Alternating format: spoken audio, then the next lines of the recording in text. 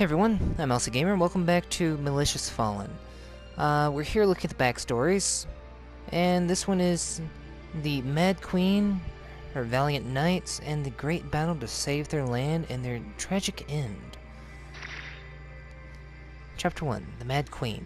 In the lands contiguous to the Kingdom of Centville, this is how Queen Ashley was known, for she inspired both awe and contempt on the battlefield. She crushed great armies like a multitude of ants, her inhuman power preventing so much as a scratch to her exquisite countenance. For more than 100 years, her beauty and physique remained unchanged, and for this she was called both goddess and devil. Be it foe or friend, all shuddered when facing Queen Ashley in the flesh. In recent years, however, the Mad Queen had seldom shown herself, but the power she held over the continent was as strong as ever. The Mad Queen appeared to have transcended humanity itself. Indeed, how did such a being come into existence? It began more than a century ago. The kingdom of Centeville, surrounded by powerful lands, faced a precipitous decline, owing to the Malicious, King Eldric, and the plotting of neighboring autocrats. The scent of rebellion was in the air, for the people of Centeville faced unrelenting oppression, even as their misguided leaders indulged in drink and carnal desires. King Eldric's wife, Queen Ashley, took steps to reign in her husband's tyranny, but the king had her locked away on accusations of fanning the flames of revolution. Queen Ashley had the deep support of the people, whom she treated with great care. In stark contrast to her despotic husband, but with the queen absent from the public arena, there was nothing left to counterbalance the cruel king, and a fog of despair threatened to engulf the kingdom of Centeville. 1 month had passed since Ashley's imprisonment in the dungeon filled with the stench of mold and blood. Ashley heard 2 pairs of footsteps, but they did not belong to the guards who brought her food, and seemed to draw nearer with a certain timidity. "Who goes there?" Ashley had not spoken for weeks, and winced at the sound of her own voice. It was frail and hoarse. Her throat was deathly parched, and her sonorous voice faded. Then there was an answer. "It's me, Mother." It was a young boy dressed in the garb of a foot soldier, his face shining in the light of a candlestick. Was rather noble. "Valeria?" Queen Ashley squinted her eyes, no longer accustomed to light, and peered at the young boy's brilliant visage. "And it is I, Erica."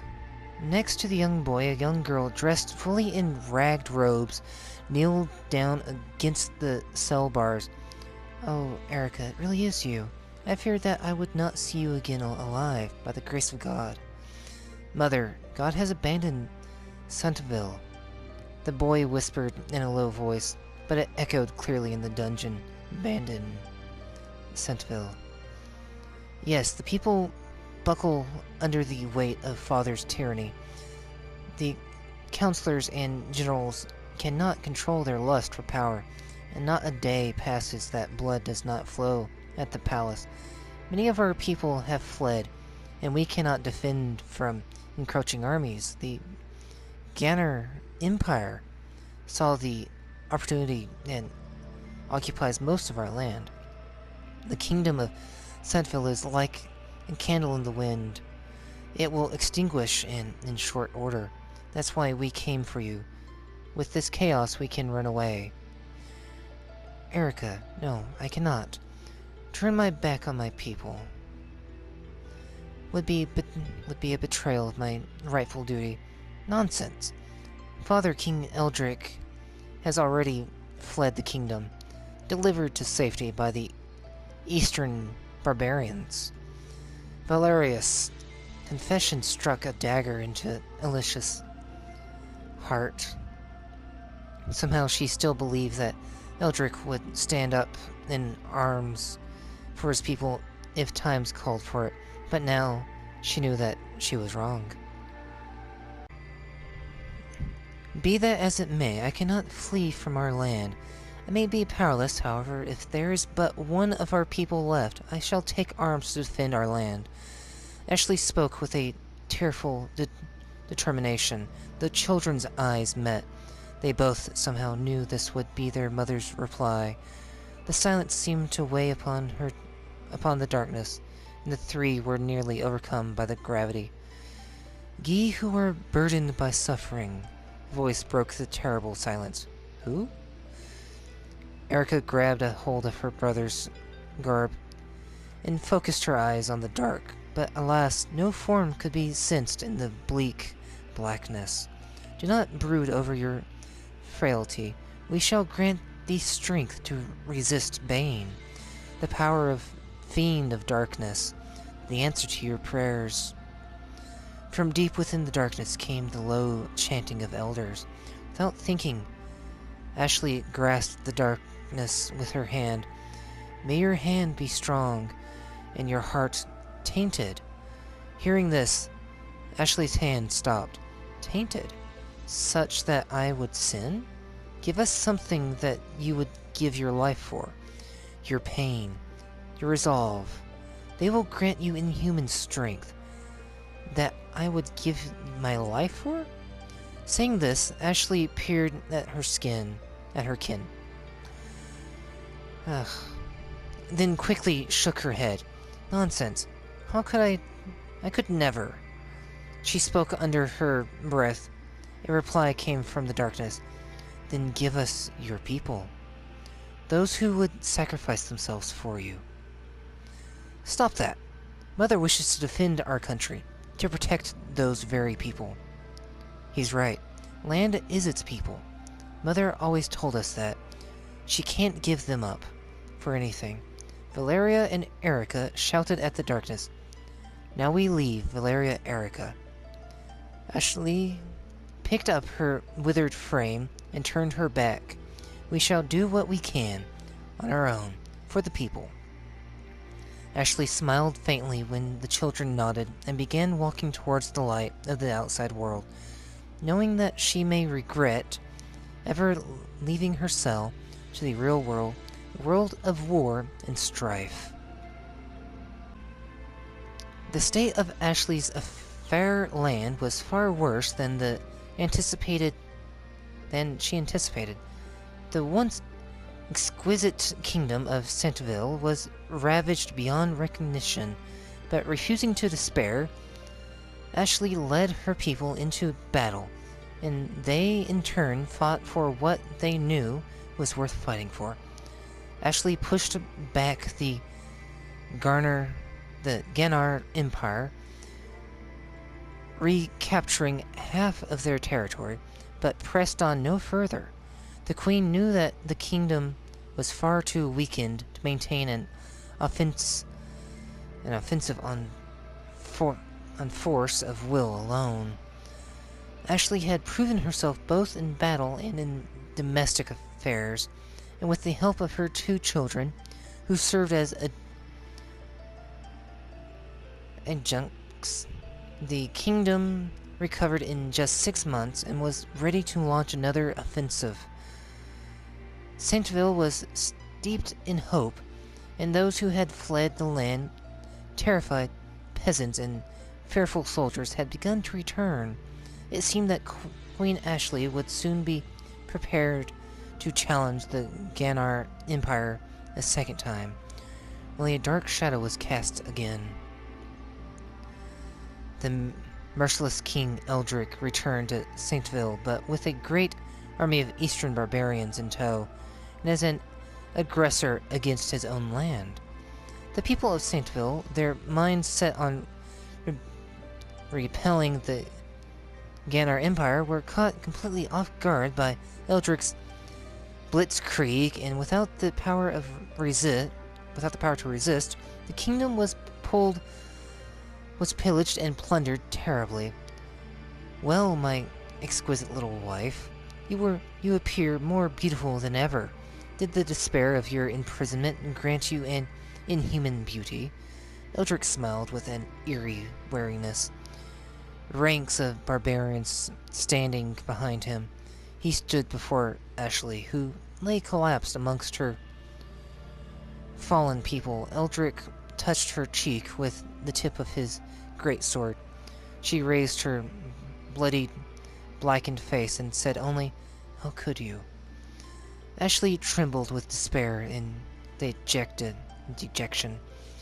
Mother Valeria dashed over and struck Eldric's great sword with his spear. Erica came a moment later and rushed to her fallen mother's side, kneeling over to cradle her shivering frame. Pointing a blade at your own father, Valeria? You are no father to us. You are a traitor to our mother, our country, and its people. Valeria stomped the earth and charged toward Eldric, but before his spear could reach its target, it was struck from his hand by a hulking barbarian warrior. You can never touch me, not in 1,000 years. Now kneel. I will grant you the honor of a regal beheading. The barbarian warrior took the cue and forced Valeria to the ground. Stop this, Erica screamed feverishly before even Ashley could speak. Erica held a dagger in her hands. Now what are you going to do with that, dear Erica? Your frail arms could not slice through a dandelion. Eldric cracked a wry smile. How could you? You have trampled upon our people. The land is steeped in blood. You have stolen our joy, our hope. After this, what remains?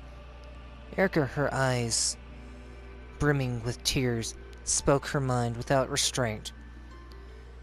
What is there to discuss if I gave a reason? How would you ever understand? The actions of men have no reason. All reason is after the fact. In this world, there is only impulse. But that is why you have done this to our homeland. Erica changed the grip on her dagger, holding it toward herself, held both hands up high, and thrust the blade into her own bosom. No, Erica! Valeria broke free from the grip of the barbarian, stunned by the sight, and rushed to Erica's side. Why? Eldric deserved the brunt of your blade, not you. Why on earth? Valeria, I am ashamed. He mocks my frailty, and defends his actions with madness. I had no response, but that's no reason to despair and take your own life. No, that's not it. This was not out of despair. It was for hope, Mother. Oh, my dear Erica, what have you done? Erica held out her hand, elegant even as her strength faded. Ashley held her hand tenderly to her breast.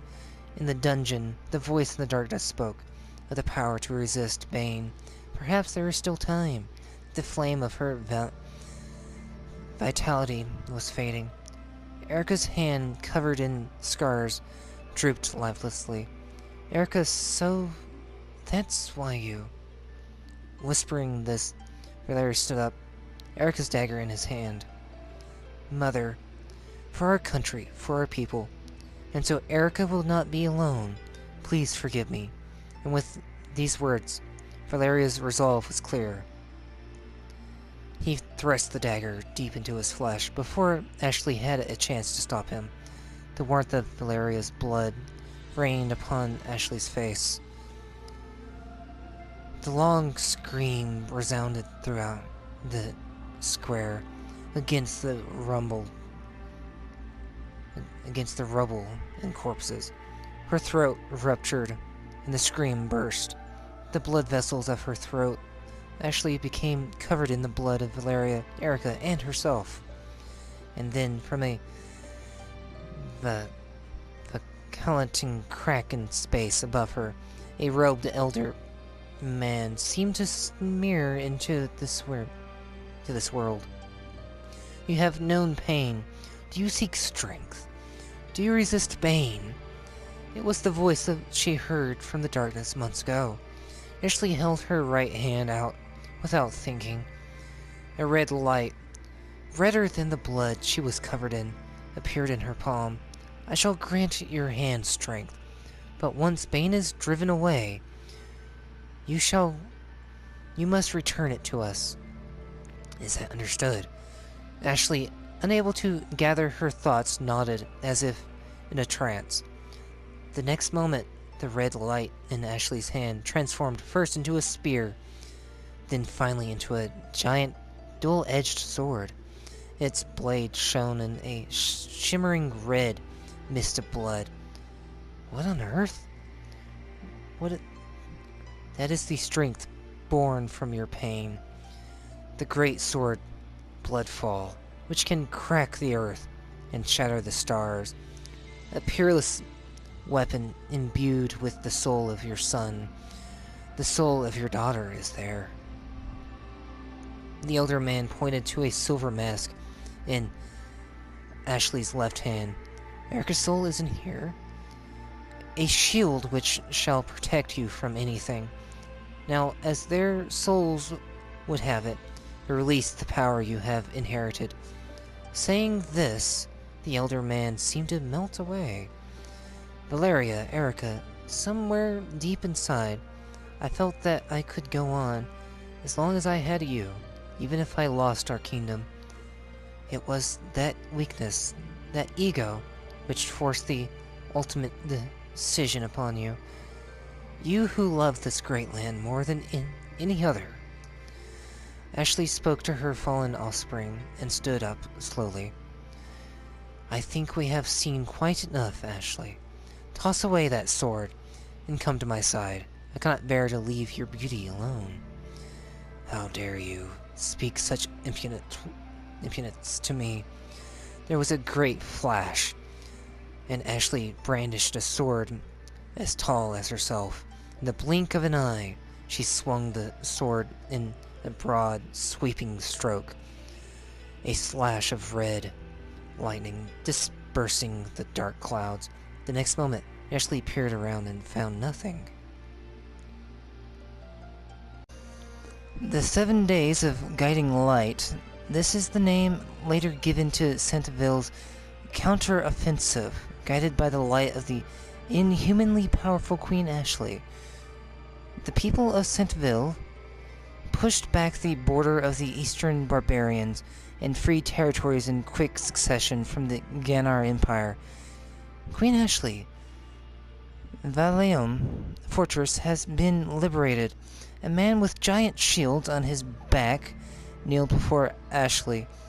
Astride her horse, Ashley nodded briefly, ordered a return to the capital, and struck her horse with a whip. In the biting cold, the gray and black fortress walls shone in the moonlight. The shadow of the fortress tower loomed over the field of corpses like a colossal beast. She has changed, he mumbled to himself after the queen rode off. She is cold to both friend and foe. Perhaps her strength is a burden. A man on horseback, his rippling muscles glistening in the moonlight, spoke to the man with shield on his back. The rider's fists were equipped with steel knuckles, which augmented his hand-to-hand combat with much movement. The devices hummed with a low, droning sound. Ah, Galdo. Yes, Brother Bran? Do you even recognize our Queen Ashley anymore? Do not speak words that cast doubt upon our Highness. We only serve to fulfill her will. But is it the will of a god, or the will of a devil? Galdo squinted at the darkness in the direction of Ashley's departure. A giant flying fortress escorting the queen cast a shadow upon the earth. Back at the palace, Queen Ashley lay in her bed, high atop the stairs in the center of her quarters. Staring at the extended ceiling, the sleepless queen. This is what she was now called, and it was true. Queen Ashley never slept. To sleep is to feel repose. Ashley sacrificed both her children, and for her there should be no repose. That was her penance. Ashley stood up from her bed and peered at the two fountains that ran down the stairs, one each at the far ends of her quarters. Within each was an artificial crafted coffin. They contained the remains of Valeria and Erica, who seemed to be at once crying and laughing, depending on how the water ran each time she looked at their faces. Her heart wrenched, her breath went short. Rather than sleep, she gazed upon them internally, her precious children, so that she would always feel the pain, the suffering. This is the burden that Ashley bore. Ashley noticed an elder man who seemed to seep in space from nowhere. You again? Have you come to claim your power? I shall only claim it once all bane has been dissipated. What? We have recaptured Saintville's land and demonstrated our military fidelity to surrendering countries. There should be no further bane for us to tend to. True, bane has not yet reared its head. What? We expelled a traitor's king, and faced tremendous armies from east and west. Is this not the bane you spoke of? That was only the beginning. True bane will come from a distant land, and you must wield the blade to fend off this great threat. If any shall challenge our land, whose existence is owed to Valeria and Erica, I shall grant no forgiveness. If we are to face the bane you speak of, then wield my blade I shall. But first, allow me a question. What are you? Some have called us prophets, but we did not choose this name. We are servants of God. Perhaps we are certainly closer to truth than yourself. Fine. Whatever you may be, it will not change my fate. Well then, just how will this bane make itself known? The way you speak of it suggests that you would know outrightly. I know not the form of bane. Its form changes from age to age. Gradations of darkness, foulness, opacity, ingesting man's folly, feeding on misdeeds, lured by the magnetism of cloying negativity. Bane shall manifest as a vortex spurred by an omniscient amissment of sin. Yeah. Getting tongue-tied again. In our land, where wrongdoing was a matter of fact, it seems this fate is writ in stone. It is the heavy hand of God, a storm of lightning to cleanse this hate-ridden land. Enough. If God cannot stop man from doing evil, why should the result be punished so? I am pleased to resist this force. I will be the sword that cuts our shackles. Now say it. This thing that proves God's folly. utter me the name of this bane." Ashley, enraged, picked up the sword that sat by her side and pointed it toward the prophet. He remained perfectly still, then after a breath spoke steadily. "The Malicious." A giant hole had appeared at Bahala Fortress. Receiving a report of this, Ashley was certain that the Malicious had arrived, just as the prophet had foreseen. The queen assembled a great army and departed for Valahim. It was just 3 months after the war had ended. The ominous report came just as Saintville was returning to normalcy, and an earnest recovery was all underway for the war-ravaged kingdom of Saintville. The prospect of another engagement was terribly unwelcome. The army arrived at Wilhelm Fortress with Queen Ashley leading the march. A colossal being, indescribable, had planted itself on the plain outside the fortress. It stood dozens of feet tall, higher still than the fortress walls. Its hide was covered in great reptilian scales, each the size of the doorway of a house. What composed its face was not clear. It was a deformed mass with 1,000 gaping mouths and numerous tentacles sprouting forth from its terrible form. Several of the tentacles had snatched up fortress guards. Contorting their bodies, the tentacles quickly grew in number. It was not long before Ashley realized that each gaping mouth upon the colossal mass was attached to a serpentine tentacle. It was like a great convulsing mountain with a head of thick, writhing hair. "So this is the Malicious," Ashley spoke under her breath, but was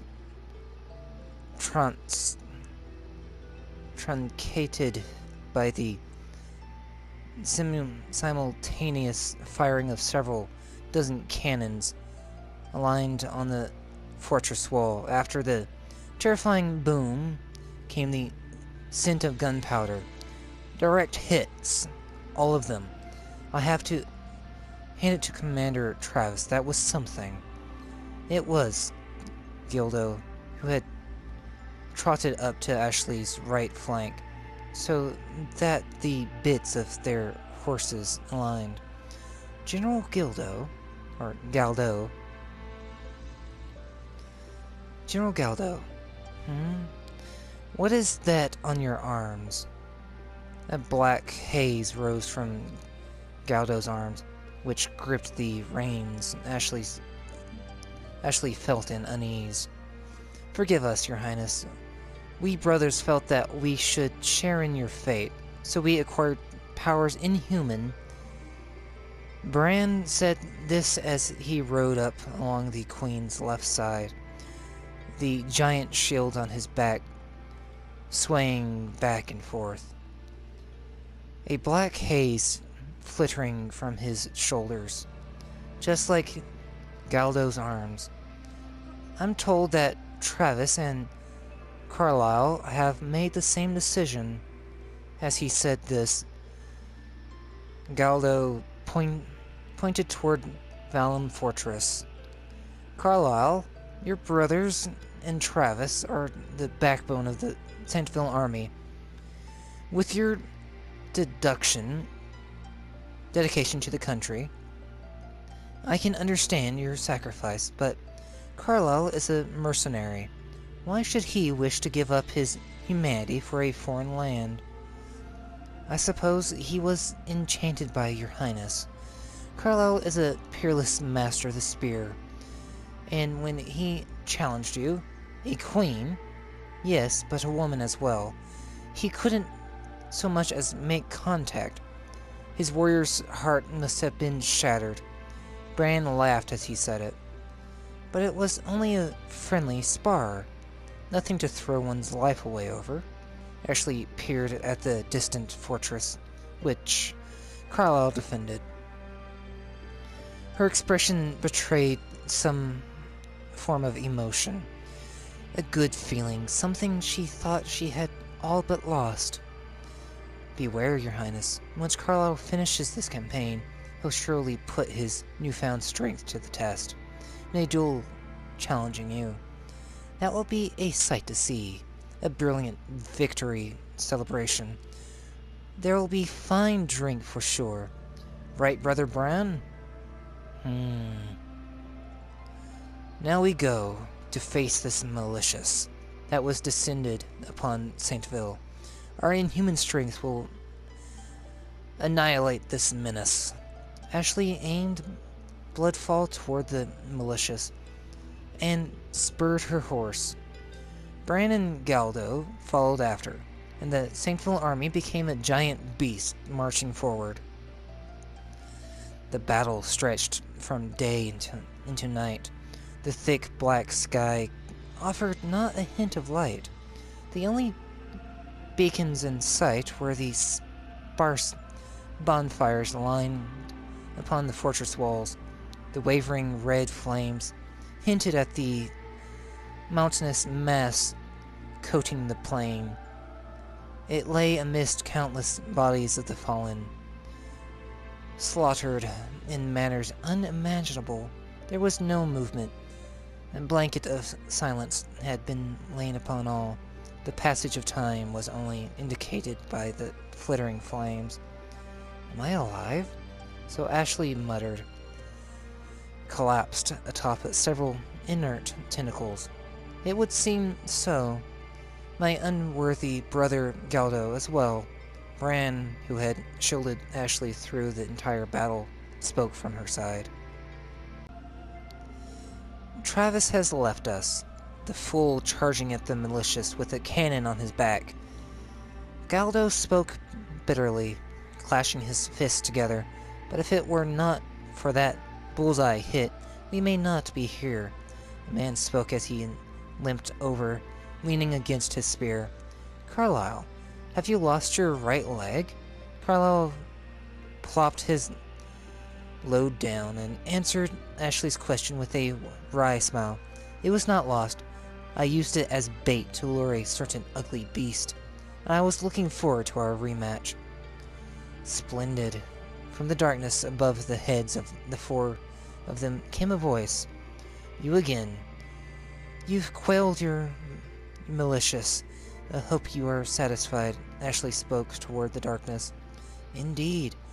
You dissipated the Malicious, but Bane will strike again. What? Then more beasts will come? Like this one? Indeed. For as long as the karmic link to this world remains. Unthinkable! Then what of those who gave their lives in this fight? You are the heroes of your age. The sacrifice are not in vain. We shall face the bane that will rise later, for that is our charge. Now you shall give back your powers and return to ordinary life. There is no life to return to. Everything has changed. The deaths of our people, a kingdom on its last breath. Nothing is the same. We have lost so much that is dear to us. We have even lost our humanity. And you dare tell us to go back to our ordinary lives? As Ashley shouted her words, Bloodfall flashed and was absorbed into the deep darkness.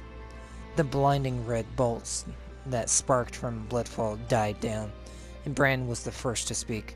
It's gone. I am sorry. You were not given a choice, a chance to rid yourself of your powers. Oh, don't you mention it, Queen Ashley. I had no intention of giving anything up at any rate. Our kingdom of Saintville has left much blood in this affair. We'll need strength to defend ourselves while we rebuild. He's right, Galdo expressed his approval of Baron's sentiment. Carlyle, too, was nodding his head. Ashley saw this and smiled bitterly. So, You never intended to keep your side of the bargain, Your Highness. None of us did. Did we? Queen Ashley laughed out loud to Galdo's response. Galdo joined her with a hearty laugh, as did Bran and Carlisle. There was a brief respite.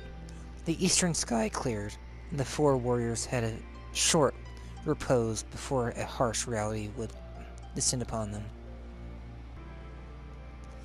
7 years passed since their defeating the Malicious. The kingdom of Saintville, under Ashley's ironclad leadership, had put all of its resources into war. Ashley focused on acquisitions of riches through aggression, or the reoccupation of Saintville's dilapidated countryside. Fewer and fewer of its people supported such policies, but they kept such blasphemies to themselves, knowing it would enrage their determined queen. Thus the kingdom of Saintville extended its reach until it was the largest body on the continent. In the 7 years since the coming of the Malicious, much had changed. The twins, Bran and Galdo, were always on the front lines, leading the barbarians like angry Fritz. But soon they became unable to control their own power, and lost their humanity in both form and mind. The power granted by the prophets degraded the spirit of its wielder. Eventually each transformed into a golem that symbolized its power. Carlisle retired from battle and spent most days and nights alone inside a library on the edge of the kingdom. It was not long before strange rumors bounded about, eerie cries echoing from its halls. The strength of Travis was inherited by his offspring, who took central posts within the Saintville military. All enemy soldiers shivered at the prospect of facing them on the battlefield. The riches plundered in war only sped the country's descent into corruption, and the unbridled proliferation of its people invoked the ire of nearby lands. Ashley was obsessed with war, and her aggressive companions persisted. She became known as the Mad Queen, and ceased to show herself in public. 100 years passed, then a few dozen more. The Queen was now gone, marking the end of the debacle called the Mad Queen's Wars. But the people of these surrounding lands, subjugated by the Saintville Kingdom, still lived in the shadow of the Mad Queen, despite her being an old legend. People hoped to one day be free from an amorphous fear, and so they prayed insistently to a god that would not listen. All lived in fear of a coming apocalypse and sought a savior. One night, when girl saw a shooting star, she prayed to the star for deliverance. This time, somebody listened. Well, that was the backstory for the Slayer, and that was quite a story indeed. In the next video, we'll get to hear about how the prophets that visited the four warmonger kings and find out what transpired between them. Until then, see you guys.